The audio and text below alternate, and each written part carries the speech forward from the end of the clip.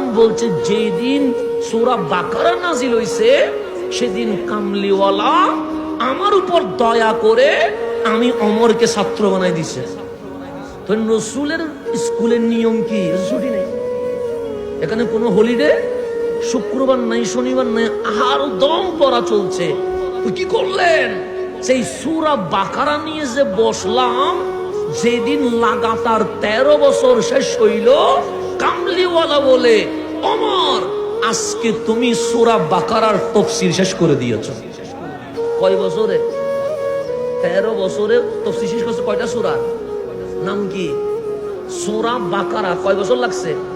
13 বছর। আর আমি বাংলাটা পড়ি একদিনের, এক মাসের মুফাসসিরে কোরআন। আর ফারুক আজম বলছে কামলিওয়ালা 13 বছর লাগাতার সূরা বাকারা পড়ানোর পর আজকে আমার ওমর সূরা বাকারার তাফসীর শেষ করছে। এটা বলতে দেরি ফারুক আজম খুশি হইয়া মদিনার বাজারে গিয়ে বড় গরু এনে কুরবানি দিয়ে মেজবানের আয়োজন করে দিয়েছে।